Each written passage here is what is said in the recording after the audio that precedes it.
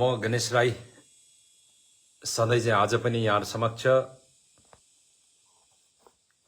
आफ्नो के कुराहरू लिएर पार्टीको कुरा लिएर उपस्थित छु र यहाँहरू सबैको दिन शुभ रहोस्। आज पनि यो कामना गर्दै म आज केही आफ्नो कुराहरू यहाँ समक्ष राख्नेछु र यहाँहरू जोडिनु भएको छ। सञ्जय आत्रेज्यू गुड मर्निङ। आज हामीसँग जोडिसक्नु भएको छ।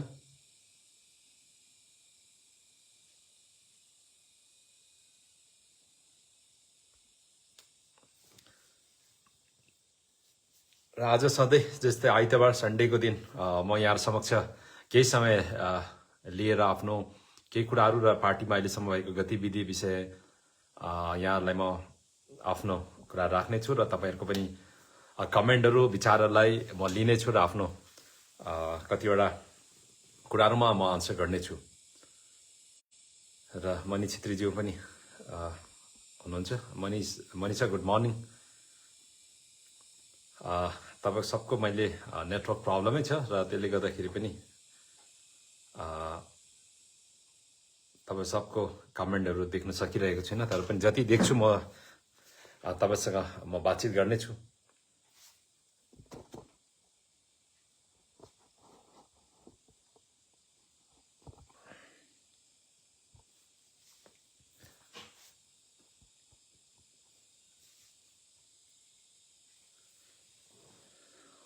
यहाँहरू सबलाई जतिजना जोडिनु भएको छ यहाँहरूलाई सबैलाई धन्यवाद छ। बिहानै जोडिनु भएको छ र गीता छेत्री म्याडम पनि हुनुहुन्छ। हजुर गुड मर्निङ। मणि छेत्रीज्यू लेख्नुभएको छ वी निड इकोनोमिक रिफर्म। हजुर सिटिजन एक्सन पार्टी धेरैवटा सुधारात्मक कार्यक्रम लिएर सुधारको राजनीति हुनुपर्छ भन्ने पक्षमा हामी छौँ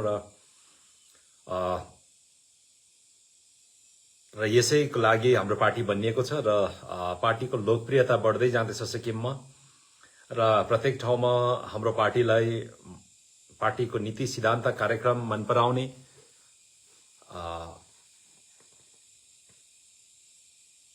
नागरिकहरूको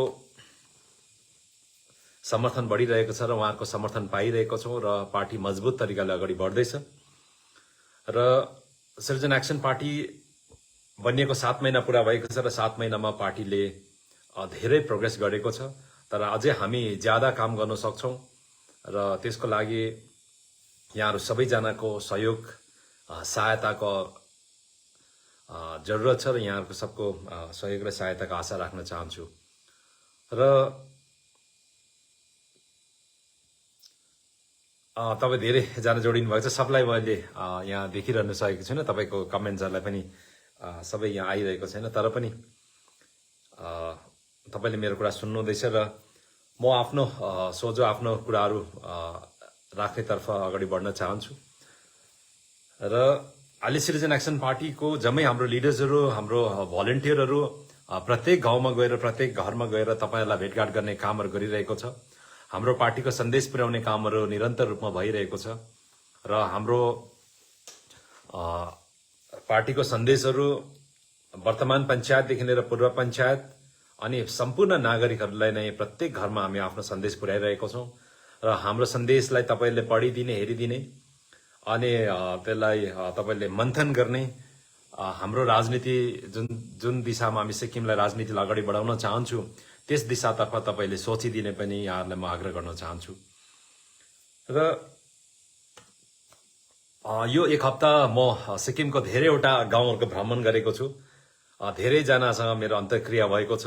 युवा यङदेखि लिएर स्टुडेन्ट्सदेखि लिएर वृद्धसम्म मैले धेरैजनासँग तपाईँसँग बातचित गरेको छु र यो बातचित गर्दाखेरि उहाँहरूसँग बातचित हुँदाखेरिको क्रममा आएको कुराहरू पनि म समेट्ने छु, तपाईँसँग बातचित गर्ने आफ्नो कुरा राख्नेछु र साथसाथै मैले भन्नुपर्ने कुराहरू, मेरो मनको कुराहरू पनि तपाईँ समक्ष राख्नेछु। र मैले अस्ति तपाईँलाई भनेको थिएँ कि अस्तिको हप्ता कि म आज तपाईँलाई सिक्किम सरकारले कतिजना एडभाइजर, कतिजना चेयरम्यान अपोइन्ट गरेको छ र उहाँहरू त्यो अपोइन्ट गरेर उहाँहरूको अपोइन्टमेन्टले सिक्किमलाई कति फाइदा पुगेको छ त्यसमा अलिकति म तपाईलाई यसमा जानकारी गराउन चाहन्छु।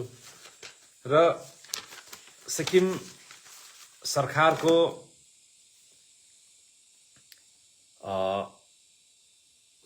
सिक्किम सरकारले आफ्नो नागरिकलाई सिक्किमलाई सेवा गर्नको निम्ति सिक्किमलाई एउटा मजबुत राज्य बनाउनको निम्ति उहाँहरूलाई हामी जनताले सिक्किमे नागरिकले एउटा म्यान्डेट दिएको छ 2024 मा।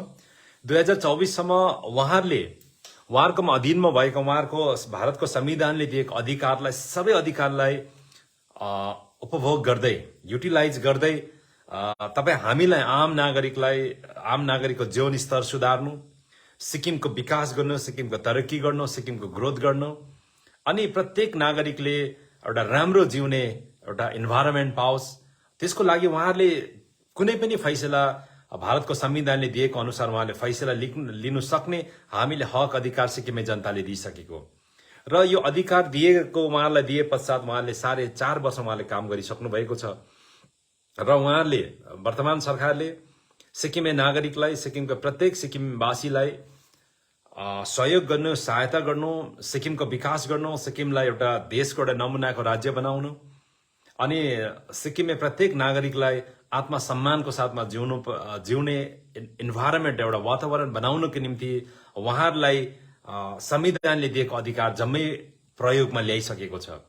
र उहाँहरूले कन्स्टिट्युसनले दिएको जम्मै अधिकारलाई प्रयोगमा ल्याए पश्चात अहिले सिक्किमको अवस्था कस्तो छ, हामी कहाँ पुगेको छ तपाईँ हामी सबलाई थाहै छ। र अहिले सिक्किम सरकारले वर्तमानमा उहाँहरूको adviser, chairman, OSD, political secretary, additional political secretaries र उहाँ जम्मै गर्दाखेरि अध्यक्ष उपाध्यक्ष जम्मै कुरो मिलाएर चाहिँ उहाँहरूको भिआइपिज मात्रै वर्तमान सरकारको एमएलए मन्त्री बाहेक, मुख्यमन्त्री बाहेक चाहिँ उहाँहरूको अन्य उहाँले जति पनि उहाँले अपोइन्ट गर्नुभएको छ त्यो अपोइन्टमेन्ट हो जम्मा 102 जना। 102 जना सरकारले adviser, chairman, political secretary, OSD त्यो जम्मै कुरो गरेर चाहिँ उहाँहरूले 102 जना अपोइन्टमेन्ट गरिसकेको छ। र उहाँहरूले नै पहिला भन्नुहुन्थ्यो कि यत्रो चेयरम्यान हामी अपोइन्ट गर्दैनौँ, यत्रो हामी एडभाइजर्सहरूको हाम्रो सरकारमा अपोइन्टमेन्ट हुने छैन भनेर उहाँहरूले एउटा सिक्किमे जनतालाई प्रमिस गरेको थियो। तर आज उहाँहरू सरकारमा पुगेपछि सेन्चुरी नगएको छ र उहाँहरूको एमएलए 32 जना एमएलए बाहेक, मन्त्री एमएलए बाहेक पनि 102 जना चाहिँ सिक्किममा भिआइपिजहरू हुनुहुन्छ। र उहाँहरूले सरकारबाट जम्मै सुख सुविधा सहुलियतहरू पाइरहेको छ र प्रत्येक 102 जना भिआइपिजले उहाँहरूको असिस्टेन्टहरू छ, उहाँहरूलाई सरकारी गाडीदेखि लिएर जम्मै उहाँहरूलाई सुख सुविधा दिएको छ। र 32 जना मन्त्री एमएलए बाहेक पनि उहाँहरूले 102 जनालाई पनि उहाँहरूले सरकारमा लिएको छ, उहाँहरूले स्थान दिनुभएको छ। तर उहाँहरू जम्मै किन अपोइन्ट हुन्छ, उहाँहरूको अपोइन्टमेन्ट किन सरकारमा हो भन्दाखेरि आम नागरिकलाई अघि मैले भने सुख सुविधा दिनको लागि, सिक्किमलाई अगाडि लानको लागि, सिक्किमको विकासको लागि उहाँहरूलाई यो अपोइन्टमेन्टहरू गरिएको, यो सरकारलाई अधिकार रहन्छ, प्रत्येक सरकारले यो गर्छ। पूर्व सरकारमा पनि गरेको थियो, अहिले पनि गरेको छ। तर के उहाँहरूको अपोइन्टमेन्टले साँच्चै नै अझ सिक्किमे आम जनताको, सिक्किमे गरिबहरूको, सिक्किमे बेरोजगारहरूको कल्याण र हित भएको छ त? कि उहाँहरूको अपोइन्टमेन्टले उहाँहरूलाई यत्रो 100 जना भन्दा ज्यादा भिआइपिज बनाउँदाखेरि सिक्किमले साँच्चै नै विकास गर्यो त भन्ने चाहिँ प्रश्न चिन्ह चाहिँ अगाडि खडा भएको छ। र यसमा हामीले आम नागरिकहरूले यसमा हामीले सोच्नुपर्छ, चिन्तन मनन गर्नुपर्छ। उहाँहरूलाई जम्मै कुरो दिएको छ। मैले अघि भने गाडीदेखि लिएर सबभन्दा कम्फर्टेबल राम्रो गाडी उहाँहरूलाई दिएको छ, उहाँलाई ड्राइभर दिएको छ, उहाँको एसिस्टेन्ट, उहाँहरूलाई सपोर्ट गर्ने पर्सनल एसिस्टेन्टदेखि लिएर जम्मै कुरो दिएको छ। उहाँहरूलाई गाडीमा तेलको व्यवस्था मिलाइदिएको छ। त जम्मै मिलाउँदाखेरि उहाँहरूले चाहिँ उहाँहरूको समय चाहिँ सिक्किमको विकासको प्रति खर्चिनु पर्ने, सिक्किमको प्रत्येक नागरिकको जीवन स्तर कसरी सुधार्न सक्छ त्यसमा उहाँहरूले आफ्नो ज्ञान, बुद्धि, विवेक जम्मै प्रयोगमा ल्याउनु पर्ने। तर प्रयोगमा आएको छ त भन्ने चाहिँ तपाईँ हामीले अब सोचिरहेको छ, धेरैले यो कुरा सोच्ने गर्छ। र अब पूर्व सरकारमा पनि यस्तो चेयरम्यान एडभाइजर्स अपोइन्टमेन्ट हुन्थ्यो। उहाँहरूको काम के हुन्थ्यो भन्दाखेरि उहाँहरूको काम खालि हाम्रो यो पार्टी सरकारबाट हट्यो भने जनताले दुःख पाउँछ, यस्तो नेता पाउँदैन, यस्तो नेतालाई बचाइराख्नुपर्छ भन्ने जिम्मेवारी मात्रै उहाँहरूको हुन्थ्यो। र अहिलेको वर्तमानमा पनि हामी देख्दैछौँ उहाँहरूले पनि त्यही जिम्मेवारी मात्रै निभाएको छ होइन। एसकेएम सरकार हार्यो भने दुःख पाउँछ, गोले साहब जस्तो नेता पाइँदैन, अघि उहाँ जस्तो मान्छे हामीले हाम्रो के अरे उहाँले जस्तो नेतालाई हामीले धोका दियो भनेखेरि हामीले सधैँ सधैँको लागि धोका पाउँछौँ भन्ने कुराहरू नै अहिले पनि चलिरहेको छ। उहाँलाई जुन चाहिँ विभाग दिएको छ, उहाँलाई जुन चाहिँ रेस्पोन्सिबिलिटी दिएको छ, जिम्मेवारी दिएको छ, त्यो प्रति उहाँले कहिले पनि काम गर्ने अवसर पाउँदैन, मौका पनि पाउँदैन। उहाँहरूको काम भनेको खालि गाउँ गाउँ डुल्नुपर्छ, पार्टीको मिटिङ गर्दै हिँड्नुपर्छ, पार्टीको झण्डा लाउँदै हिँड्नुपर्छ, पार्टीको गुणगान गर्दै हिँड्नुपर्छ, त्यतिमा मात्रै सीमित राखिन्छ। तर के उहाँहरूको काम त्यति नै हो त भन्ने आज हामीले सोच्नु पर्नेछ। म तपाईँलाई एउटा जानकारी गराउन चाहन्छु। अरुण मारिया भन्ने एउटा व्यक्ति हुनुहुन्छ, उहाँ पहिला टाटामा काम गरेको र अमेरिकामा उहाँको पोस्टिङ थियो। अरुण मारियाले एउटा किताब लेख्नु भएको छ कि उहाँ अरुण मारिया भन्ने व्यक्तिले भारतको सिस्टम है, हामी इन्डियाको सिस्टम जुन चाहिँ ब्युरोक्रेसी छ, यहाँनिर हामी यसरी भिआइपी कल्चर छ, ब्युरोक्रेसी छ, यो जम्मै विषयमा उहाँले एउटा किताब लेख्नु भएको छ। अनि अरुण मारियाले भन्नुभएको छ, उहाँ पहिला प्राइभेटमा काम गर्यो, टाटामा काम गर्यो। अनि टाटामा काम गर्दापछि उहाँले रिटायरमेन्ट हुन्छ र उहाँले इन्डियाको सिटिजनसिपलाई पनि सरेन्डर गरेर अमेरिकाको सिटिजनसिप लिएर अमेरिकामा बस्दै गरेको व्यक्ति हुन्छ। अनि उहाँ एक दिन आफ्नो वाइफसँग रिटायरमेन्ट पछाडि एउटा देश घुम्न गएको हुन्छ। देशमा घुम्दै गर्दाखेरि मन्टेक सिंह अलिवाल पहिलाको डेप्टी चेयरम्यान थियो प्लानिङ कमिसनको युपिए सरकारमा, मनमोहन सिंहको गभर्मेन्टमा। अनि त्यस समय उसको अरुण मारियाको साथी चाहिँ मन्टेक सिंह अलिवाल हुन्छ। र एक दिन उहाँलाई मन्टेक सिंह अलिवालको फोन जान्छ युपिए 2 मा, गभर्मेन्ट 2 मा, कि अरुण तिमीलाई हाम्रो प्राइम मिनिस्टरको मनमोहन सिंहजीको फोन आउँछ एकछिनबाट, अनि तिमीले फोन रिसिभ गर्नु, फोन रिसिभ गरेर तिमीले चाहिँ यस मात्रै भन्नु, नो नभन्नु उहाँले प्राइम मिनिस्टरले भनेको कुरा, अरू म तिमीलाई रेस्ट जम्मै कुरा बताउँछु, एकछिनमा तिमीलाई कल आउँछ है भनेर उसलाई मन्टेक सिंह अलिवालले भन्छ। र एकछिन पछाडि उहाँले वाइफसँग सल्लाह गरेर हामी होटल रुममा जाउँ, प्राइम मिनिस्टरको फोन आउने रहेछ, म प्राइम मिनिस्टरसँग बात मार्नुपर्छ भनेर उहाँ वाइफसँग सल्लाह गर्छ र उहाँ होटलतिर जान्छ। होटलतिर जाँदै गर्दा बसमा हिँड्दा हिँड्दा उहाँलाई प्राइम मिनिस्टर अफिसबाट इन्डियाबाट कल जान्छ।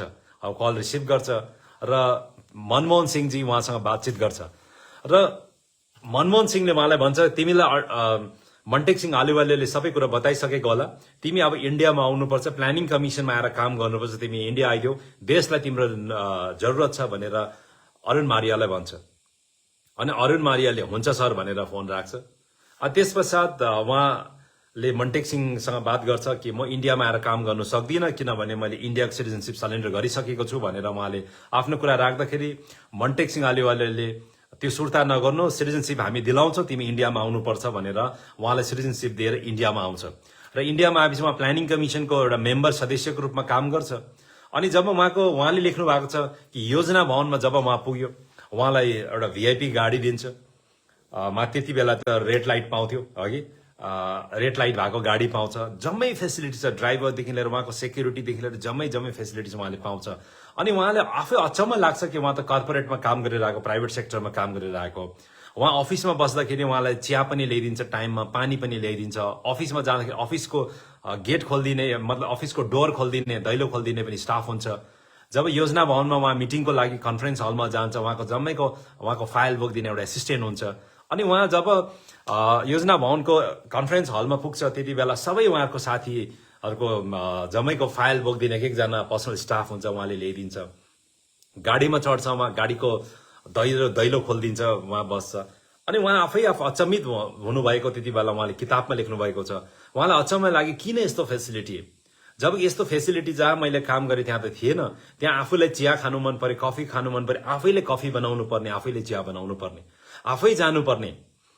तर यति साह्रो इन्डियामा चाहिँ किन चाहिँ यस्तो फेसिलिटिजहरू दिएको, जम्मै हामीले भिआइपिजले यो सुख सुविधा किन पाएको भनेर उहाँ आफैले सोच्दा उहाँ एउटा निष्कर्षमा पुग्छ, उहाँ कन्क्लुजनमा पुग्छ कि यस कारणले गर्दाखेरि यो देशले, यो इन्डियाले हामीलाई यो जम्मै सुविधा दिएको होला कि म कति बेला चिया खाउँ, कति बेला पानी पिउँ, है चिया पिउँ, पानी पिउँ, मैले सुर्ता गर्नु नपरोस्, त्यो पनि कसैले मलाई पानी ल्याइदियोस्, चिया ल्याइदियोस्। अघि म कुन चाहिँ गाडीमा चढेर अर्को जग्गा कहाँ कसरी जाउँ भन्ने पनि मलाई सुर्ता नहोस्, त्यो पनि मलाई गाडीमा चढ्ने है गाडीको सुर्ता पनि नहोस्, मलाई हरेक कुरोको सुविधा होस्, किनभने म त्यो कुरामा सोच्नै नपरोस् र मैले चाहिँ हरेक टाइम एक एक मिनट एक एक पल चाहिँ मैले देशको लागि सोचौँ है, म देशलाई कसरी योगदान दिन सक्छ देशको योगदानको विषय मैले सोचौँ र त्यो जम्मै कुरोको लागि आज मलाई फेसिलिटी दिएको हो, यो फेसिलिटी यो देशले यो इन्डियाले मलाई दिएको हो भनेर उहाँले भन्नुहुन्छ।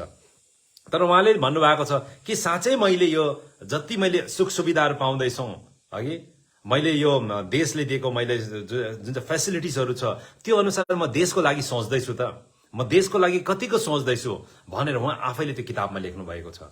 यस कारणले गर्दाखेरि हेर्नुहोस् आज हाम्रो पनि भिआइपिजहरूलाई जम्मै फेसिलिटी दिएको छ, उहाँलाई असिस्टेन्टदेखि पर्सनल एसिस्टेन्टदेखि लिएर उहाँलाई गाडीदेखि लिएर जम्मै कुरो फेसिलिटी दिएर 102 जनालाई राखेको, 32 जना त छँदैछ त्यहाँनिर विधायक, 2 जना एमपी पनि छ, 34 जना त उता छँदैछ र 34 र 102 जना जोड्यो भने चाहिँ 136 जना आज सिक्किममा हाम्रो भिआइपिजहरू हुनुहुन्छ है, गभर्नर पनि जोड्यो भने 137 जना हुन्छ भनेपछि जम्मैलाई यो फेसिलिटिजहरू दिएर राखे। किन भन्दाखेरि चाहिँ उहाँले चाहिँ उहाँहरूलाई केहीको पनि सुर्ता छैन, हरेक कुरोको फेसिलिटिज उहाँले दिएको छ सरकारले, किन भन्दाखेरि उहाँले चाहिँ तपाईँ हाम्रो लागि सोचोस्, सिक्किमको लागि सोचोस् भनेर हो। तर के त्यो हुँदैछ त आज, कि त्यो सोच्ने उहाँहरूले सोच्नु हुँदैछ त, कि उहाँहरूकोमा त्यो खालको विचार हामी आएको छ त।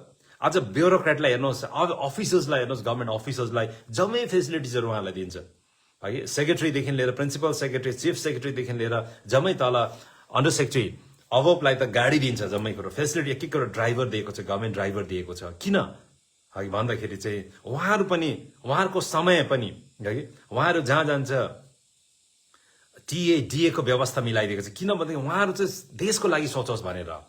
तर आज कि रियल रूपमा त्यस्तो आज इन्भाइरोमेन्ट हामीले बनाएको छौँ त, सबले हामी देशको लागि सिक्किमको लागि सोच्ने इन्भाइरोमेन्ट बनाएको छौँ त, आज त्यो भएको छैन। त्यस कारणले गर्दाखेरि जबसम्म यो सोचहरू हामी सबमा आउँदैन तबसम्म हेर्नु सरकार मात्रै बदलिएर व्यक्ति बदलिएर हुनेवाला केही छैन। त्यस कारणले गर्दाखेरि आज यो सोचको साथमा अगाडि बढ्नुपर्छ र जतिजना पनि 102 जना भिआइपिज हुनुहुन्छ तपाईँले अब सिक्किममा इन्जोय गरिरहनु भएको छ, तपाईँले सलामी थापिरहनु भएको छ, तपाईँलाई जहाँ जाँदा इज्जत सम्मान छ, तपाईँलाई नमस्कार भन्छ, फुलमालाले तपाईँलाई स्वागत गरिन्छ। तर तपाईँ आफै पनि छातीमा राखेर सोच्नुहोस् कि तपाईँले त्यो जम्मै तपाईँलाई जुन चाहिँ दिएको फेसिलिटिज आधारमा तपाईँले सिक्किमको सेवा गर्नु हुँदैछ के त, सिक्किमको आम नागरिकहरूको जीवन स्तरमा तपाईँहरू त्यो जग्गामा पुग्दाखेरि कतिको सुख सुविधा आएको छ, उहाँले कतिको फाइदा पाएको छ, कतिको यहाँको बेरोजगारहरूले फाइदा पाएको छ, त्यसमा तपाईँले सोच्नुपर्छ। र अब तपाईँहरू यसमा 102 जना हुनेमा म धेरैलाई चिन्छु, तपाईँ धेरैजना यति साह्रो राम्रो सोच भएको, यति राम्रो विचार भएको, सुन्दर विचार भएको व्यक्तिहरू हुनुहुन्छ, ज्ञानी व्यक्तिहरू हुनुहुन्छ। तर आज तपाईँहरूको ज्ञान, तपाईँहरूकोमा भएको नलेज, तपाईँको एक्सपिरियन्स कहीँ काम आइरहेको छैन। अझ तपाईँ जुन जुन विभागको चेयरम्यान हुनुहुन्छ, जुन जुन डिपार्टमेन्टको एडभाइजर्स हुनुहुन्छ, तपाईँहरूकोमा त्यो विभागलाई एडभाइस गर्ने सुझाव दिने अनेकौं कुराहरू सल्लाहहरू छ होला, तर तपाईँको सल्लाह लिने व्यक्ति छ के त त्यहाँनिर है। आज तपाईँहरूको आफ्नो आफ्नो तपाईँ जुन चाहिँ बोर्डहरू छ है, जहाँ तपाईँ चेयरम्यान हुनुहुन्छ त्यहाँनिर तपाईँले के गरौँ भनेर आउनु भएको छ, तर त्यहाँ तपाईँलाई काम गर्ने इन्भाइरोमेन्ट दिएको छ के त है, छ के त? आज त्यो कुरो छैन सिक्किममा। यस कारणले गर्दाखेरि सिक्किम त आज वान म्यान सो भएको छ। आज यो त अटोक्रेटिक रुल जस्तो सिक्किम चलिरहेको छ, एकजना व्यक्ति मुख्यमन्त्री अलिनल भएको छ यहाँनिर। यस कारणले गर्दा एकजना व्यक्तिमा जम्मै पावर कन्सन्ट्रेट भएको कारणले गर्दाखेरि नै आज यत्रो ठुलो सेटअप हुँदाखेरि पनि है 100 जना भन्दाखेरि ज्यादा तपाईँको भिआइपिजहरू मात्रै हुँदाखेरि पनि सिक्किमले जुन चाहिँ डिजर्भ गर्छ, जुन चाहिँ व्यवस्था डिजर्भ गर्छ त्यो पाइरहेको छैन। जबसम्म यो हरेक कुरो डिसेन्ट्रलाइज हुँदैन, मुख्यमन्त्रीबाट यो पावर डिसेन्ट्रलाइज हुँदैन, तबसम्म चाहिँ भोलि 200 जना अपोइन्ट गर्दाखेरि पनि यस्तै हो, एकैजना भिआइपी चेयरम्यान एडभाइजर अपोइन्ट नगर्दा पनि यस्तै हुन्छ व्यवस्था। त्यस कारणले गर्दाखेरि डिसेन्ट्रलाइजेसन, विकेन्द्रीकरणमा सबभन्दा ज्यादा आज हामीले ध्यान दिनु आवश्यक छ। र संसारमा हेर्नुहोस् कतिवटा देशहरू यस्तो छ जहाँनिर चाहिँ गरिबी छैन, अति नै धनी देशहरू छ। युरोपको हेर्नुहोस्, अमेरिका कतिवटा देशहरू हेर्नुहोस् अघि धनी छ आज, तर अब अफ्रिकन कन्ट्रिजमा, एसियन कन्ट्रिजतिर हामी गरिब देशहरू पनि बहुत छ, गरिबी यहाँनिर ज्यादा छ, गरिबीहरू पनि बहुत छ। किन यस्तो छ त है?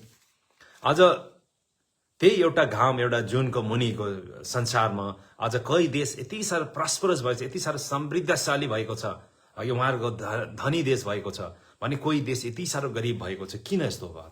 अघि रिजन के हो, कारण के हो? अघि यसमा आज हामीले बुझ्नु जरुरी छ। यसमा संसारमा अनेकौं अनुसन्धान भएको छ, अनेकौं रिसर्चहरू भएको छ संसारमा।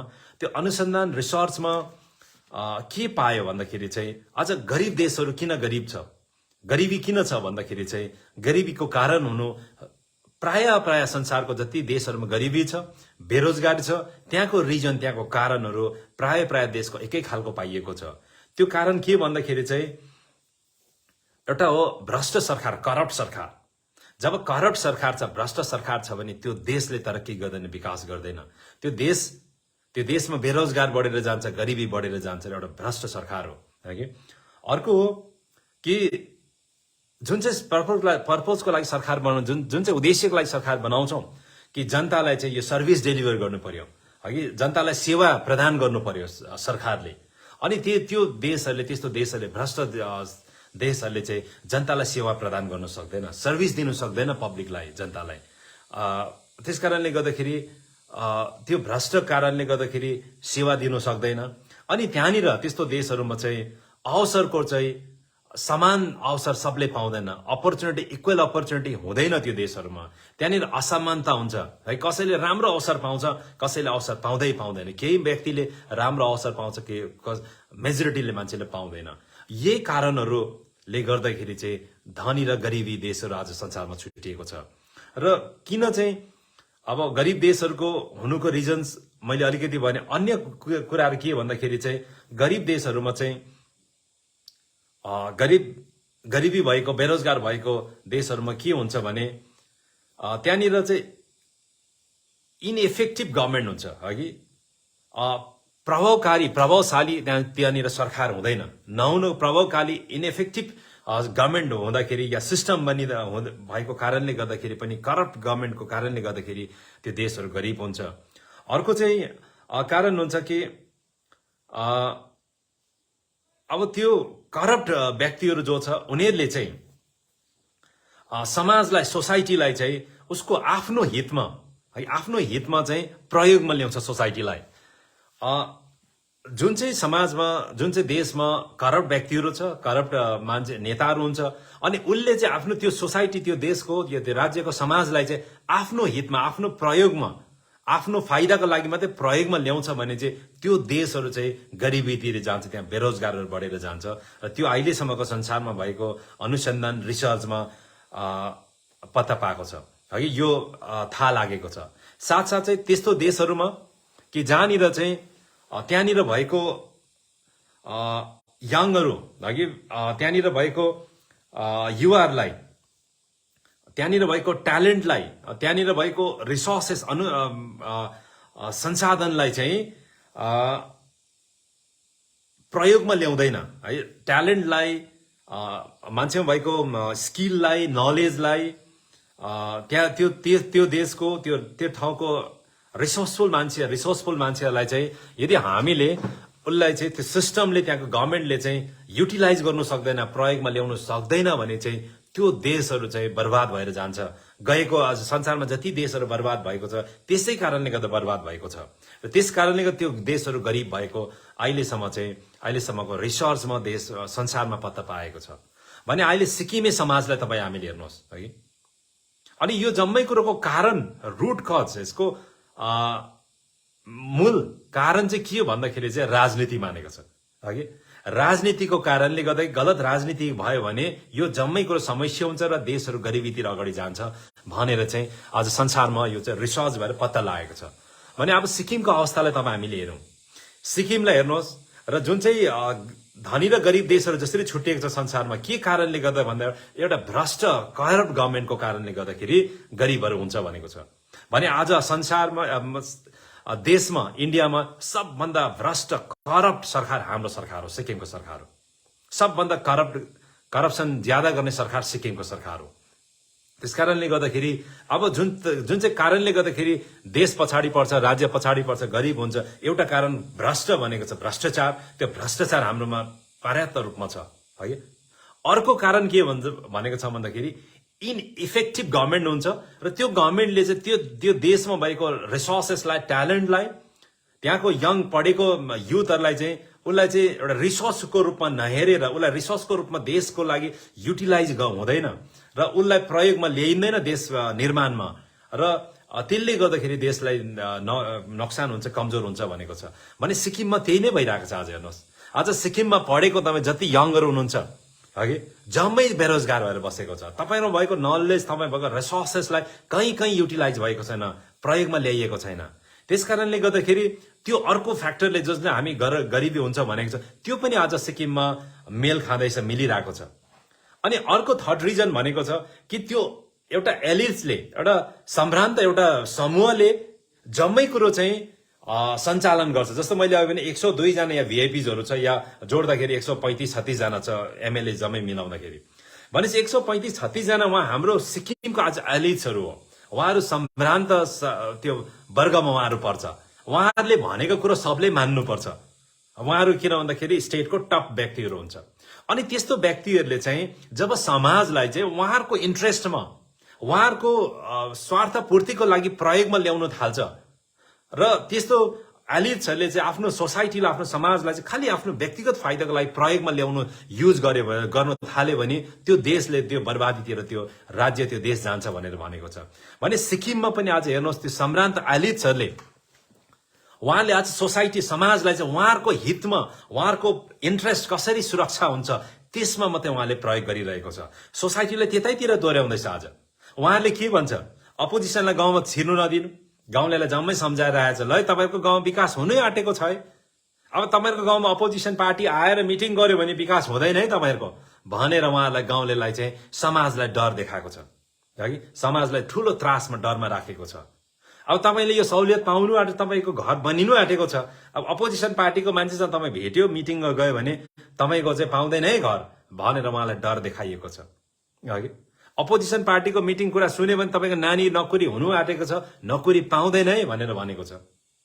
अघि अब अर्को भनेको छ, ल हाम्रो जातकै भएन भने त हाम्रो जातले सबभन्दा बेसी दुःख पाउँछ है, हाम्रो जातको मान्छे भेला हुनुपर्छ है, हाम्रो जातको मान्छे भेला भएर फल्नालाई सपोर्ट गर्नुपर्छ है, फल्ना नेता मान्नुपर्छ है भनेर त्यहाँनिर पनि समाजलाई, त्यहाँ पनि जाति, विशेष जातिलाई डर देखाएको छ। भनेपछि चाहिँ यो एलिट्सहरूले चाहिँ, यो सम्भ्रान्तहरूले चाहिँ सोसाइटीलाई, समाजलाई चाहिँ उहाँहरूको इन्ट्रेस्ट प्रोटेक्ट गर्नको लागि, उहाँहरूको फाइदालाई प्रोटेक्ट गर्नको लागि मात्रै प्रयोगमा ल्याउँछ भनेको छ। यो कारणहरूले गर्दाखेरि देश बर्बाद हुन्छ भनेको छ। भनेपछि यही कारणहरू आज सिक्किममा पर्याप्त रूपमा तपाईँ हामीले देखिरहेको छौँ। आज हामीले यसमा त अनुसन्धान गर्नु पर्दैन, संसारमा रिसर्च भइसक्यो, यसमा तपाईँको धेरै विद्वानहरूले यसमा अध्ययन गरेर उहाँले त अनेकौं पुस्तकहरू, किताबहरू निकालिसकेको छ। भने त्यही कुराहरू आज हामी सिक्किमे समाजमा देख्दैछौँ, त्यही कुराहरू आज सिक्किममा देख्दैछौँ। यो कसरी हुँदैछ भन्दा यो राजनीतिको कारणले गर्दा हुँदैछ। जसरी राजनीति मेन कज हो, कारण भनेको छ, त्यही पनि आज सिक्किममा भइ नै रहेको छ।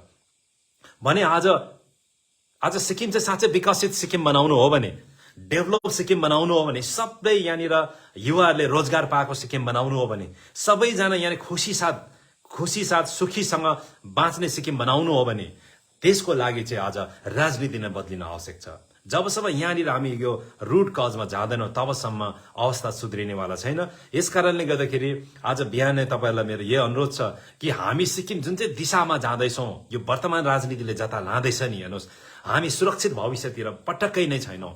हाम्रो आउँदो दिनहरू अझै हाम्रो भयानक हुनेछ, आउँदो दिनहरू अझै कठिन हुनेछ।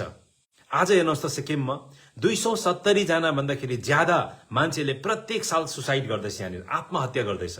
किन गर्दैछ? आज अघि केही न केही कुराले बाध्य बनाउँदैछ। आज अघि हामी सिक्किम सही दिशामा छैनौँ। त्यस कारणले गर्दाखेरि आज सिटिजन एक्सन पार्टी सिक्किममा जन्मिनु आउनु भनेको चाहिँ हाम्रो रहर होइन, हामीले बार बार भने हाम्रो यो बाध्यता भयो।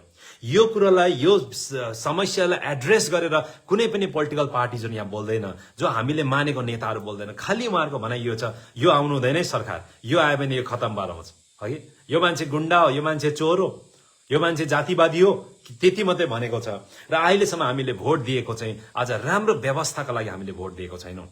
हामीले राम्रो आज उसलाई अर्कोलाई ठिक पार्ने, कसलाई के गर्ने भन्नेमा मुद्दा मात्रै अगाडि बढ्दैछौँ। यस कारणले गर्दाखेरि हाम्रो सिटिजन एक्सन पार्टी यो विषयमा हामी गम्भीर छौँ। हामी यो सिक्किमको के कारणले हुँदैछ, यसको समाधान कसरी हुन सक्छ भन्ने कुरा हाम्रोमा प्रोग्राम, पोलिसिज, हाम्रो भिजन, क्लियर कट भिजन छ। र हामीले यसै कारण भनेको छौँ हाम्रो राजनीति भनेको सल्युसनको पोलिटिक्स हो, समाधानको राजनीति हुनेछ र हामी यो जम्मै कुरोलाई समाधान गरेर हामी अगाडि आउनेछौँ र सिक्किमलाई एउटा राम्रो हामी सिक्किम बनाउनेछौँ। यसको लागि चाहिँ अझ तपाईँहरूको मद्दत, तपाईँहरूको सहयोग चाहिन्छ। र अझ संसारको रिच देशहरूमा, धनी देशहरूमा चाहिँ त्यहाँको सरकार चाहिँ आफ्नो नागरिकप्रति जवाबदेही छ, उनीहरू रेस्पोन्सिभ छ त्यहाँको सरकारहरू। हाम्रो सरकारहरू नागरिकप्रति हामी जवाबदेही छैन, एकाउन्टेबल छैन। यहाँनिर केही पनि प्रश्नै गर्नु पाउँदैन सरकारलाई। प्रश्न गर्नु भने सबभन्दा ठुलो यहाँ क्राइम मानिन्छ। र अब अर्को चाहिँ अझ त्यो रिच देशहरू, धनी देशहरू कसरी चाहिँ भयो भन्दाखेरि यो जम्मै कुरा मैले अघि जुन चाहिँ समस्या बताएँ, त्यो समस्याको समाधान गर्नुको लागि राजनीतिक सुधार हुनुपर्छ। र राजनीतिक सुधार कसरी हुन्छ भन्दाखेरि जब हामी पावरलाई डिसेन्ट्रलाइज गर्छौँ, शासनलाई विकेन्द्रीकरण गर्छौँ, एउटा व्यक्तिमा मात्रै यो पावर, अथोरिटी रहँदैन। जब डिसेन्ट्रलाइज गर्छौँ तब मात्रै हुन्छ। र संसारको धनी देशहरूले पावरलाई, शासनलाई उहाँले विकेन्द्रीकरण गरेको छ, डिसेन्ट्रलाइज गरेको छ। र हामी पनि डिसेन्ट्रलाइज गर्न चाहन्छौँ। त्यस कारणले गर्दाखेरि हाम्रो सबभन्दा ज्यादा फोकस हाम्रो पार्टीको भनेको विकेन्द्रीकरण, डिसेन्ट्रलाइजेसनमा हो।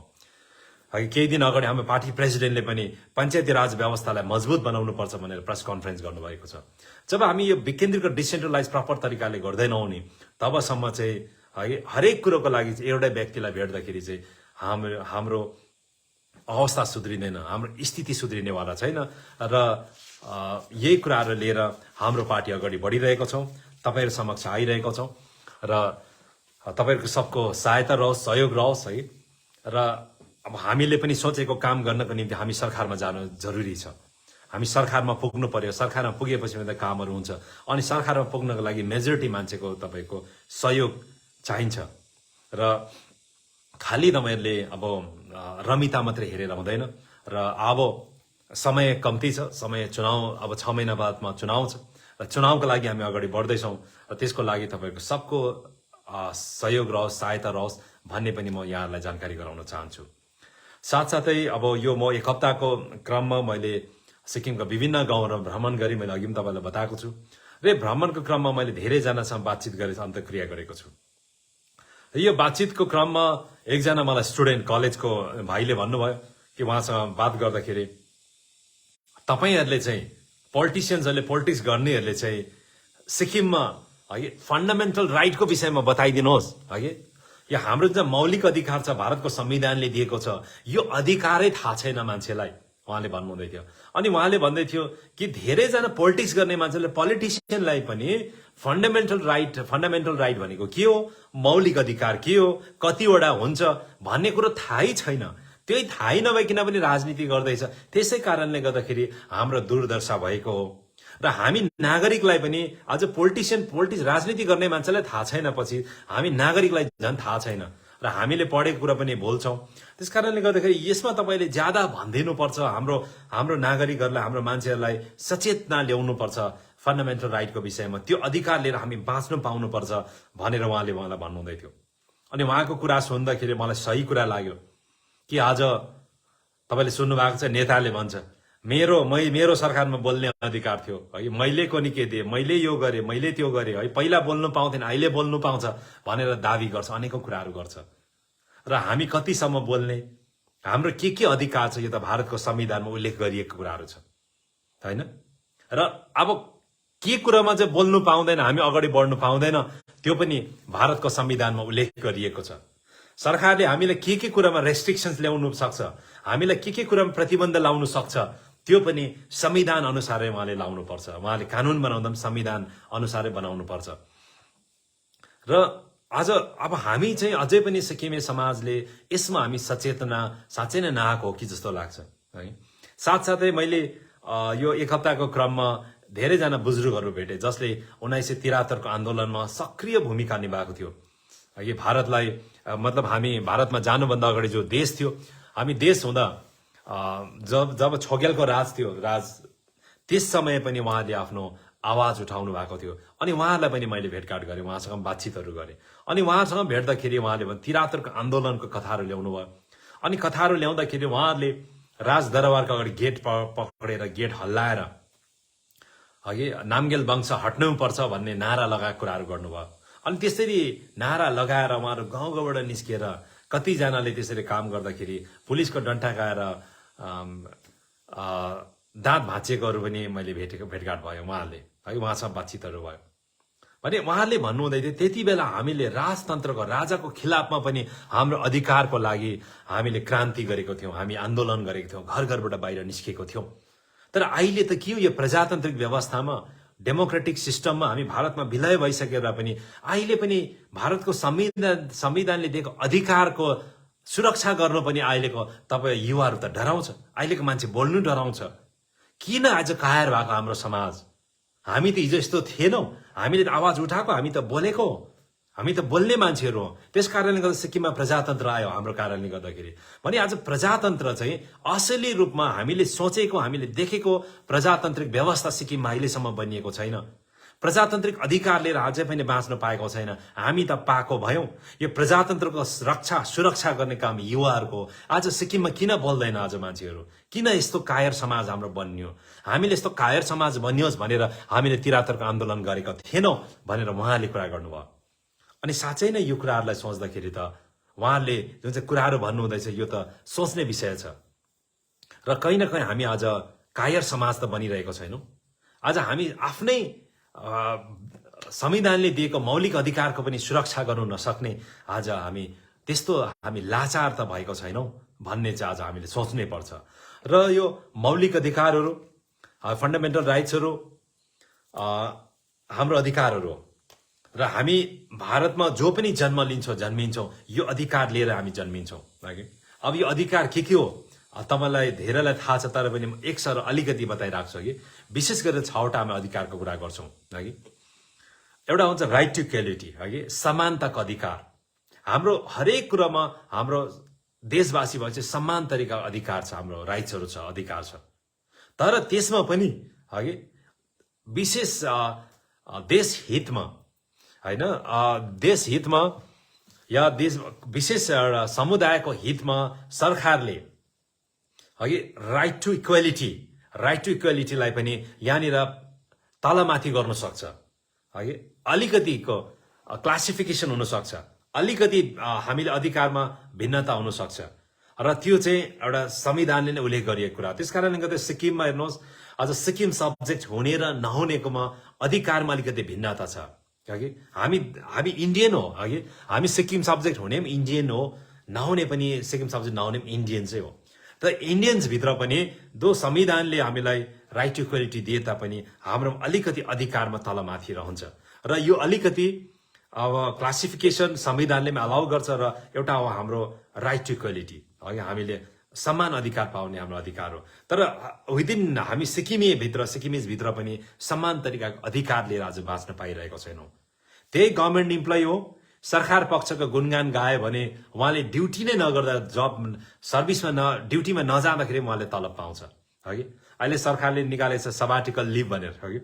त्यो लिभको विषयमा अर्को हप्तामा कुरा गर्छु। त्यसमा कमी कमजोरी कहाँ छ अस्ति पनि मैले भनेको थिएँ कि सबाटिकल लिभ छ भने धेरैजना त आज रुलिङ पक्षको त सबाटिकल लिभमै छ, उहाँहरू ड्युटी जानु पर्दैन, तलब खाँदैछ। तर यो सरकार पक्षको नहुने फ्यामिली परिवारको सदस्य यो सरकारको पक्षको छैन भने उसको परिवारको सदस्यलाई चाहिँ ट्रान्सफर गरेर चाहिँ कहाँ पुर्याइन्छ। हिजो अस्ति मात्र पाक्योङ जिल्लाबाट एकजना म्याथमेटिक्सको टिचर, बेस्ट टिचरलाई नर्थ डिस्ट्रिक्ट ट्रान्सफर गरिएको छ। उहाँलाई उहाँको घरमा उहाँको 5 महिनाको नानी छ, 5 months ओल्ड बेबी छ। उहाँको आफ्नो आमा हुनुहुन्छ, बाबा हुनुहुन्छ र बाबाको एज 90+, आमाको एज 80+ र दुईजना बिमारी हुनुहुन्छ उहाँको आमा बाबा। उहाँको वाइफ 5 months नानीलाई उहाँले स्याहार्नुपर्छ, 5 महिना मात्रै पुगे नानी। तर उहाँको परिवारको सदस्य उहाँ छुट्टिएको छ तर पनि सँगै छैन र पनि उहाँको एकजना उहाँको परिवारको सदस्य हाम्रो पार्टीमा हुनुहुन्छ, हाम्रो पार्टीको लिडर हुनुहुन्छ र जस्ट उहाँको दाजु उहाँको परिवारको सदस्य हाम्रो पार्टीमा लिडर भएको कारणले गर्दाखेरि उहाँलाई पाक्योङ जिल्लाबाट चाहिँ मङ्गन जिल्लामा ट्रान्सफर गरियो। हिजोस्ति उहाँले जोइन पनि गर्नुभएको छ। अनि सरकारले एकपट्टि श्रवण कुमार अवार्ड घोषणा गरेको छ। के भन्दाखेरि बाउ आमालाई स्याहार्ने छोराहरूलाई छोरीलाई चाहिँ 15 लाख 10 लाख 5 लाखको चाहिँ उहाँले अवार्ड घोषणा गरेको छ। अनि एक प्रकार अवार्ड सुन्दाखेरि उहाँले चाहिँ श्रवण कुमारको एक्सप्लेन गर्नुहुँदै थियो मुख्यमन्त्री साहबले, श्रवण कुमार अवार्ड यो किन बनायौँ, यो कारणले गर्दा हामी बनायौँ भनेर भन्दाखेरि साँच्चै मुख्यमन्त्री साहब त मानवतावादी नेता पो हो क्या हो है। उहाँले साँच्चै यति साह्रो ख्याल गर्ने भनेको जस्तो नि लाग्छ। धेरैजना यो आज इल्युजनमा छ सिक्किममा कि अहिलेको वर्तमान मुख्यमन्त्री साहब चाहिँ एकदमै उहाँ चाहिँ मानवतावादी नेता हो, ह्युम्यानिटी भएको नेता हो भन्ने तपाईँको इल्युजन छ, भ्रम छ। यो रियलमा होइन, यो जम्मै कुरो चाहिँ उहाँ आज सत्तामा रहिरहनुलाई एउटा ढोङ मात्रै हो। र उहाँ साँच्चै नै आज उहाँ चाहिँ त्यसरी आमा बुढेसकालका आमा बाउप्रति चाहिँ उहाँको त संवेदना छ, ह्युम्यानिटी छ भने चाहिँ उहाँलाई ट्रान्सफर गरिन्थेन। आज 90 वर्षको आज एकजना बुहारीले 5 वर्षको नानीसँग 90 वर्षको ससुरा र 80 नागेको सासूलाई कसरी स्याहार्दै होला, कसरी हेर्दै होला, कसरी समय दिँदै होला उहाँले है। उहाँको हस्बेन्ड आज अब टाढोमा उहाँ ड्युटी गर्नु पर्दैछ। अनि त्यो स्कुलमा एउटा राम्रो म्याथमेटिक्स टिचर त्यो नानीले गुमायो है। त्यस कारणले गर्दाखेरि अब यो राइट टु इक्वालिटी कुरा आउँछ नि। तर सरकार पक्षको भने पायो, तर उहाँले आफू पोलिटिक्स पनि गरेको छैन, तर उहाँको फ्यामिलीले पोलिटिक्स गर्दाखेरि उहाँलाई ट्रान्सफर गरियो। यो राइट टु इक्वालिटी कहाँ छ सिक्किममा? आज कहाँ गएर ढकढकाउने, कहाँ गएर बोल्ने? त्यस कारणले गर्दाखेरि यो एउटा हाम्रो मौलिक अधिकार हो। सबको लागि नियम सिस्टम कानुन बनाउँदाखेरि सबको लागि सम्मान हुनुपर्छ। तर सिक्किममा अहिले पनि आएर यो सम्मान अधिकार लिएर हामीले यो मौलिक अधिकार फन्डामेन्टल राइट लिएर बाँच्नु पाएको छैन। राइट टु इक्वालिटी सिक्किममा अहिले पनि छैन। र यो एउटा कुरा हो। अर्को हो freedom of speech and expression है। यहाँनिर आफ्नो विचारलाई अभिव्यक्तिलाई राख्ने आफ्नो अधिकार हो, freedom of speech and expression है। यहाँनिर अब यो फ्रिडम अफ स्पिचको कुरा आयो कि यहाँनिर अर्कोले सरकार पक्षले जे बोल्दा पनि हुन्छ होइन, विरोधी पार्टीले के बोल्नु पनि नपाउने, भन्नु पनि नपाउने। अब त्यही कुराहरू छ यहाँनिर कसैलाई फेसबुकमा लेख्दाखेरि पनि यहाँ जेल हाल्छ सिक्किममा है, महिनौँ दिन जेलमा राखेको छ भने सिक्किममा मर्डर गर्दाखेरि मान्छे मार्दाखेरि पनि यहाँनिर सुरक्षा सरकारले दिइरहेको छ भने यो freedom of speech and expression सिक्किममा कहाँ छ है। कुनै पनि एसोसिएसन बनाउने हाम्रो अधिकार छ, कहीँ पनि हामी भेला हुने अधिकार छ होइन, तर पनि अब यो अधिकार पनि आज सिक्किममा छैन। र फन्डामेन्टल राइट यो पनि हामीले पाएको छैन। राइट एगेन्स्ट एक्सप्लोइटेसन, यदि हामी शोषण भयो भने त्यसको शोषण विरुद्ध पनि हाम्रो अधिकार, कसैले हामीलाई शोषण गर्नु पाउँदैन। चाइल्ड लेबरदेखि लिएर है यहाँनिर यो ह्युमन ट्राफिकिङ, अब यो जम्मै कुरोहरू यो पनि हामी चाहिँ कसैबाट शोषित हुनु भएन है। यसको मतलब कि हामी कसैबाट एक्सप्लोइट हुनु भएन, यो पनि हाम्रो अधिकार हो, हामी शोषित हुनु भएन। अर्को छ फ्रिडम अफ रिलिजन। हामीले जुनै पनि धर्म खुला रूपमा मान्नु पाउनु पर्यो है। जुनै पनि धर्म हामीले मान्नु पाउनुपर्छ र खुल्ला रूपमा हामीलाई मन परेको आस्था विश्वास राखेको हामीले धर्मलाई पालन गर्नु पाउनु पर्यो, मान्नु पाउनु पर्यो। यो पनि हाम्रो अधिकार हो है। अर्को हो कल्चरल एन्ड एडुकेसनल राइट्स है। र हामी विभिन्न जातिको छौँ, विभिन्न भाषाहरू बोल्छौँ र हाम्रो जम्मैको हाम्रो आफ्नो जातिको संस्कार संस्कृतिलाई हामीले बचाउने त्यो हाम्रो अधिकार हो। हामीले हाम्रो भाषालाई बचाउने अधिकार हो। साथसाथै हामीले शिक्षा, हाम्रो नानीहरूले शिक्षा पाउने शिक्षाको अधिकार हो। यो पनि हाम्रो फन्डामेन्टल राइट्सहरू है। र अर्को चाहिँ के भन्दाखेरि चाहिँ यो जति पनि हामीले फन्डामेन्टल राइट्सहरू पाएको छौँ है, यसको चाहिँ सुरक्षा गर्ने है। यो कन्स्टिट्युसनल रिमेडिज भन्छ। यहाँनिर चाहिँ हामीले कुनै पनि यो अधिकार हनन भयो भने चाहिँ त्यति बेला चाहिँ हामी कोर्टमा गएर है जुडिसियरीको मद्दत लिएर हाम्रो आफ्नो अधिकारलाई चाहिँ सुरक्षा गर्ने, प्रोटेक्ट गर्ने हाम्रो यो पनि अधिकार हो। हामी जुडिसियरीमा कोर्टमा जान सक्छौँ र हाम्रो अधिकारलाई हामी प्रोटेक्ट गर्न सक्छौँ। तर आज हाम्रो अधिकार फन्डामेन्टल राइट्स हनन हुँदाखेरि पनि हामी कोर्टमा जान सक्दैनौँ। किन जान सक्दैनौँ भन्दाखेरि आज कोर्टमा जान इन्डियन जुडिसियरी सिस्टममा सबभन्दा ज्यादा खर्चालु भएको छ। खर्च बहुत लाग्छ, पैसा बहुत लाग्छ र राम्रो लयर हायर गर्नु आम मान्छेको लागि बसको कुरा होइन। कठिन हुन्छ। त्यस कारणले गर्दाखेरि त्यहाँनिर केही अब लिगल एड पाउने व्यवस्था छ, तर सबैजना त्यहाँसम्म जानु सक्दैन। त्यस कारणले गर्दाखेरि आज हाम्रो राइट्स हनन हुँदाखेरि पनि हामी त्यसलाई प्रोटेक्ट गर्नको लागि कोर्टसम्म जानु सकिरहेको छैनौँ। र यो हामी एउटा फन्डामेन्टल राइट्सहरू छ, यो अधिकारहरू सधैँ सधैँ सुरक्षित राखेर यो अधिकारलाई हामीले सुरक्षा दिएर सरकारी व्यवस्था चल्नुपर्ने, सरकार चल्नुपर्ने। तर सिक्किममा अहिले त्यो अवस्था आइसकेको छैन र त्यस्तो अवस्था सिक्किमले पाएको छैन। र हामी सिक्किम भारतमा विलय भएको 50 साल पुरा हुनु आँट्यो, तर 50 वर्ष पुग्दाखेरि पनि हामीले हाम्रो डेमोक्रेसीको हामी अब गोल्डन जुब्ली मनाउन लागिरहेका छौँ। गोल्डन जुब्ली मनाउन लाग्दाखेरि पनि हामीले आफ्नो अधिकारको सुरक्षा गर्न सकिरहेको छैनौँ है। हाम्रो पोलिटिक्सले, हाम्रो राजनीतिले हामीलाई त्यो अधिकारहरू लिएर बाँच्न हाँस्न दिइरहेको छैन। यसमा हामीले गम्भीर भएर सोच्नुपर्छ र सिटिजन एक्सन पार्टी तपाईँहरूलाई कमिटमेन्ट गर्न चाहन्छौँ कि हाम्रो भोलि सरकारमा आए पश्चात हामी यो कुरालाई ध्यानमा राखेर हामी सरकार सञ्चालन गर्नेछौँ र हामी त्यो कुरो दिने यो दिने होइन, तर संविधानले दिएको ग्यारेन्टी गरेको जुन चाहिँ अधिकार छ त्यो प्रत्येक नागरिकले लिएर बाँच्न पाउनुपर्छ। त्यसको लागि हाम्रो कामहरू हुनेछ। यही तपाईँलाई मैले यो फन्डामेन्टल राइट्सको उहाँ भाइले कुरा गर्दाखेरि मैले पनि फेरि एक चरण पढेँ, अघि पढ्नु पर्यो। अनि अब उहाँहरूको कुराहरूले हामीलाई पनि धेरै झकझकाएको छ, हामीले पनि धेरै सोच्नु पर्नेछ भन्ने कुरा लागेको छ। र म सम्पूर्ण पोलिटिकल पार्टीका लिडर्सहरूलाई यही अनुरोध गर्न चाहन्छु, तपाईँ हामी विभिन्न पार्टीमा छौँ, विभिन्न ठाउँमा छौँ है। हाम्रो मकसद भनेको सिक्किमलाई बेस्ट गर्ने हो। त्यस कारणले गर्दाखेरि हामी यही संविधानले दिएको अधिकार दायराभित्र रहेर कामहरू गरौँ है। तपाईँ हाम्रो पनि मकसदहरू सिक्किमलाई राम्रो बनाउने भन्ने कुराहरू छ, तर सिक्किमलाई राम्रो बनाउनलाई कुन दिशाले राम्रो हुन्छ हामी सबले अध्ययन गरौँ, स्टडिजहरू गरौँ है। हाम्रो लिडर्सहरूबाट स्टडी हुनु, अध्ययन हुनु जरुरी छ। र खालि यो नहुने कुरो, अचाहिँदो कुराहरू गरेर अघि मान्छेलाई एकत्रित गरेर भेला गरेर जादुवालले जस्तो भेला गरेर सिक्किमलाई राजनीति गर्दाखेरि हेर्नुहोस्, यो त तपाईँले सत्ता पाउला, पद पाउला, तर क्षणिक हुन्छ। तपाईँको आउने पिँढीले पनि दुःख पाउँछ। र यहाँनिर आइडियाको प्रतिस्पर्धा होस्, हाम्रो विचारको प्रतिस्पर्धा होस्, तर कसले मान्छे छेक्ने, मान्छे थुन्ने, त्यसमा प्रतिस्पर्धा नहोस्। कसले कसलाई धम्की दिएर, ज्यादा धम्काएर, डर देखाएर आफू सिक्किममा राज कायम गर्ने, त्यस्तो कुराहरूमा हाम्रो प्रतिस्पर्धा नहोस्।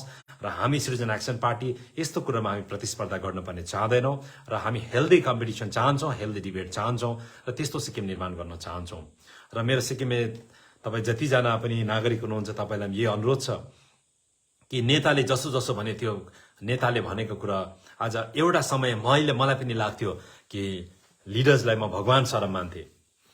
उहाँले जुन चाहिँ कुरा बोल्छ उहाँ त सत्य बोल्छ, उहाँले स्टडी गरेर बोल्छ, उहाँले सिक्किमको हितको लागि बोल्छ भनेर नै लाग्थ्यो है। कहिले पनि हामीले त्यो क्रस इक्जामिनेसन होइन गर्ने, क्रस चेक गर्ने कहिले पनि कोसिसहरू गरेनौँ। जे माथिबाट टप इन्फर्मेसन फ्लो भयो त्यसलाई नै हामीले प्रचार गऱ्यौँ, त्यसलाई नै अगाडि बढायौँ। तर अहिले सोच्दाखेरि त खालि म्याक्सिमम लिडर्सहरूले त सोसाइटीलाई, समाजलाई त उहाँको इन्ट्रेस्ट, उहाँको हितलाई प्रोटेक्ट गर्न ज्यादा खर्च उहाँले प्रयोगमा ल्याउँदो रहेछ है। तर त्यो समाजको हितको लागि होइन, र समाजको हितको लागि त्यस्तो काम गरेको छैन।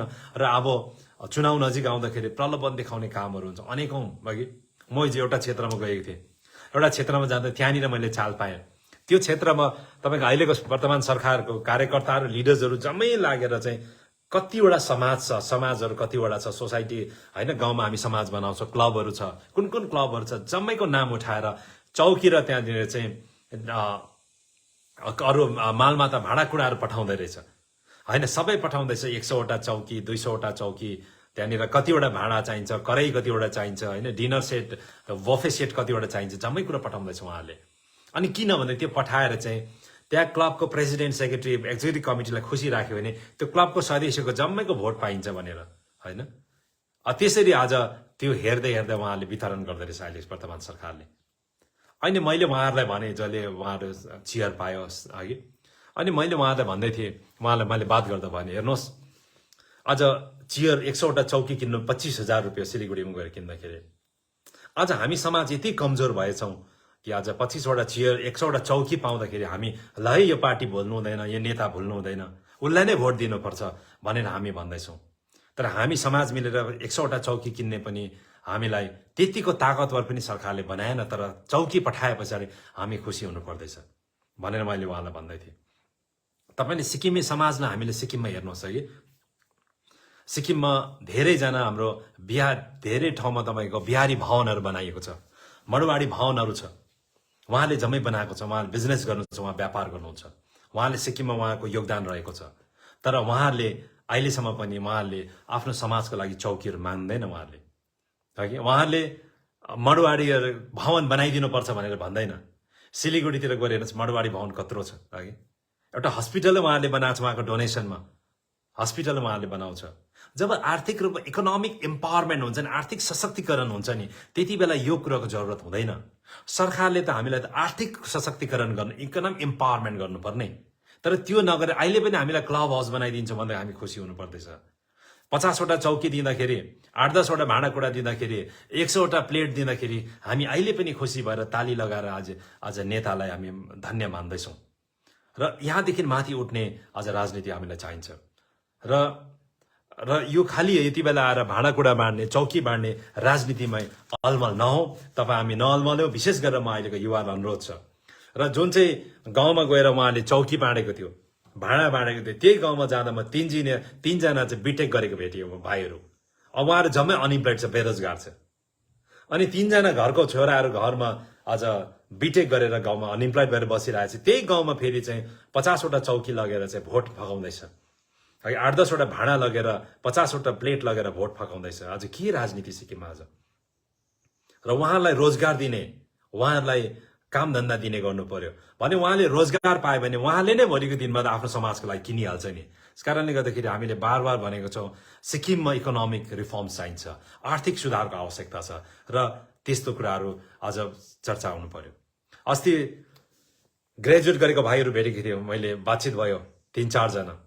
उहाँहरू सेक्युरिटी गार्ड काम गर्नुहुँदैछ। अनि उहाँले हिजो अस्ति सेक्युरिटी गार्डको काम पाउनु भएको छ।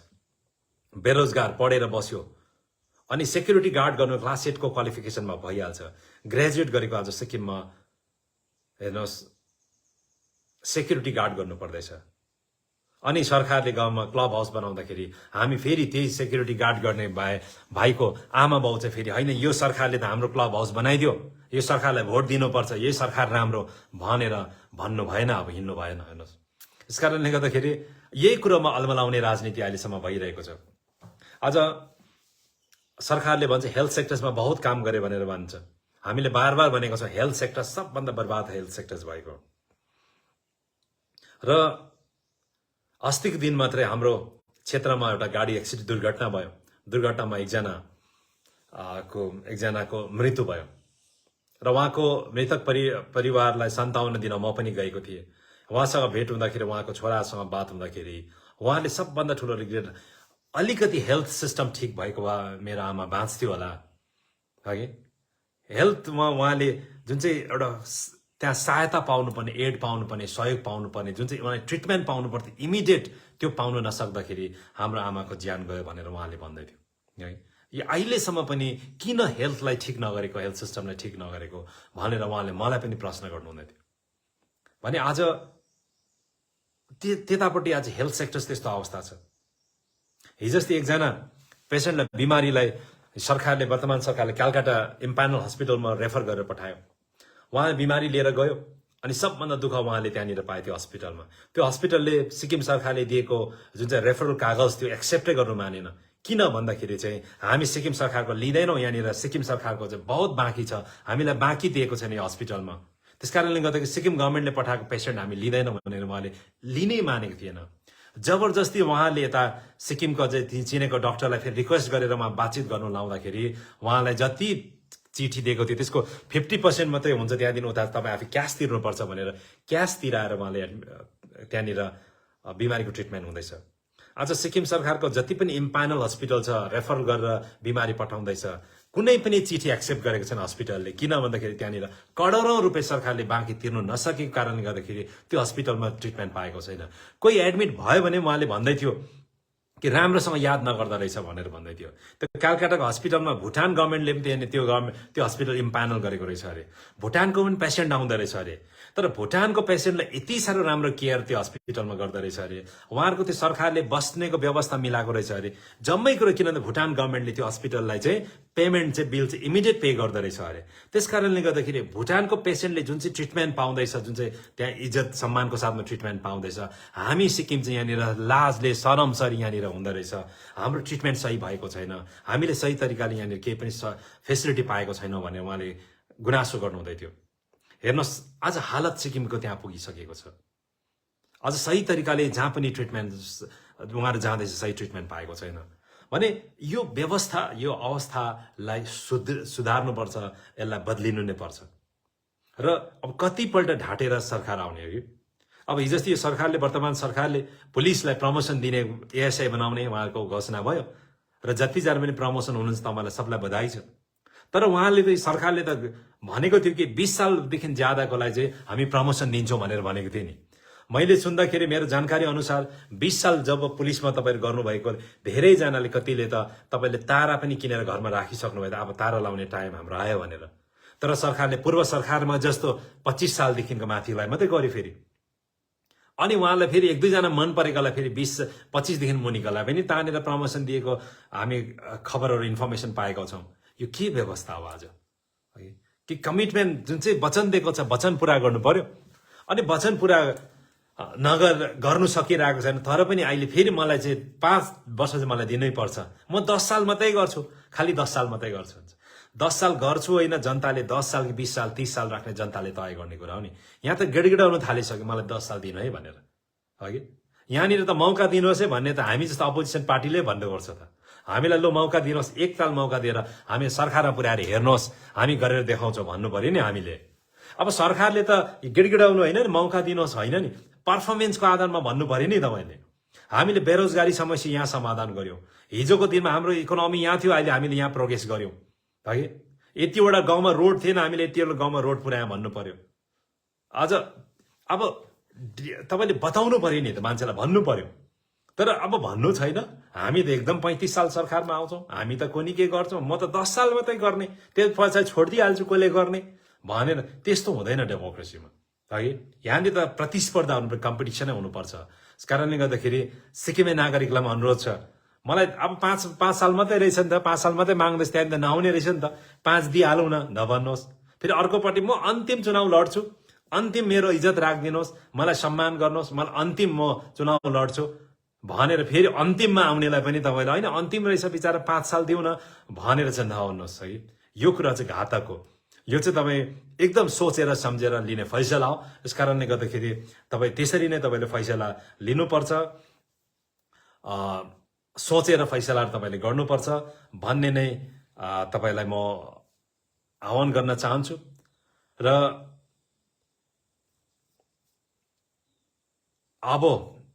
अबको राजनीति भनेको लजिकल राजनीति हुनुपर्छ, तर्कसङ्गत राजनीति हुनुपर्छ। यहाँनिर त्यसै कुराहरू यो गर्छु र त्यो गर्छु भन्ने कुरामा मात्रै पनि तपाईँ सबले विश्वास गर्नु हुँदैन। यो नै म तपाईँलाई कुरा राख्न चाहन्छु। अनि साथसाथै अब सरकारले त अनेकौँ वचनहरू दिएको छ, गभर्मेन्ट ड्राइभर्स, सिक्किमको गभर्मेन्ट ड्राइभर्सहरूलाई सरकारले दिएको वचनहरू अहिलेसम्म पुरा भएको छैन र उहाँहरूको इस्युजहरू पनि छ। त्यसमा पनि म आउँदो दिनहरूमा सिक्किमको गभर्मेन्ट ड्राइभरहरूको उहाँहरूको पनि इस्युजलाई लिएर पनि म आउनेछु, अब तपाईँसँग कुरा राख्नेछु र धेरै कुराहरू गर्नुपर्नेछ। र यही कुराहरू तपाईँसँग मैले आज राखेँ र मैले 1 घन्टा पनि भएछ र